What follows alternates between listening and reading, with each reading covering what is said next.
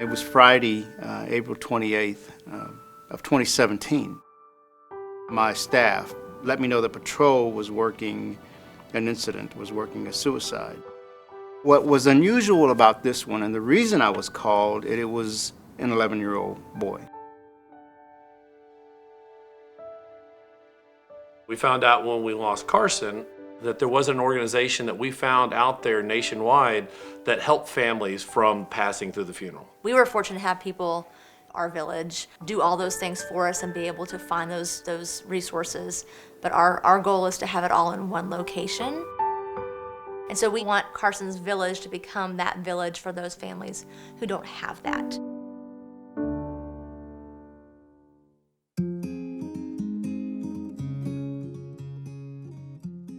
Carson's Village is a 501c3 nonprofit, non-denominational organization that helps families free of charge.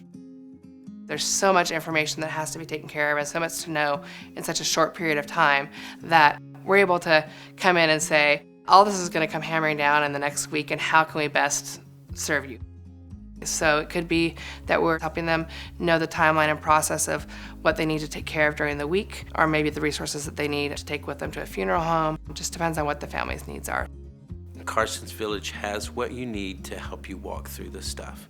Even if you've got a good support group around you, they're a little removed from the situation so they can think a little more calmly than you and ask the questions that you need to ask. The biggest thing was helping me raise funds to help me and my family out.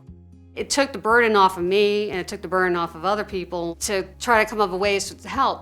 Instead of providing them a list of different organizations that you have to call, this for the funeral home, this for flowers, this for something else, is you can give them that pamphlet from Carson's Village, and they immediately make that call, and that one advocate walks them through the entire process.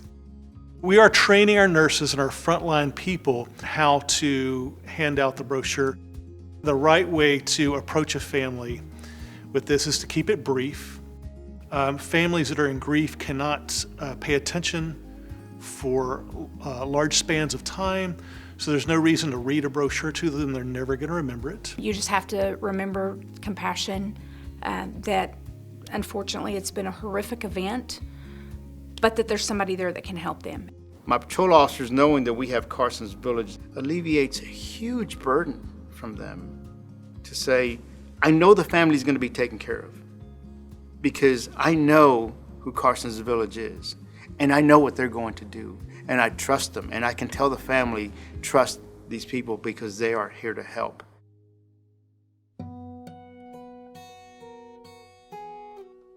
It's really important that the police and the firefighters and paramedics and the nurses and all those frontline people have a resource like Carson's Village, so that when somebody does step up and say, I want help but I don't know what to do or where to go, can you tell me, that the answer is not go to a funeral home, the answer is call Carson's Village. There were times I just stopped in the middle of the room and I didn't know what to do, where to go.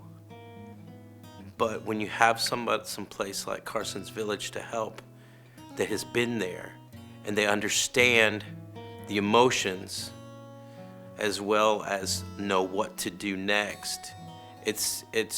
You can't put words, you can't put the importance of that into words. I can't tell you how many times as a chaplain, a family has said, what do I do now? I've never done this before. Now I have an answer.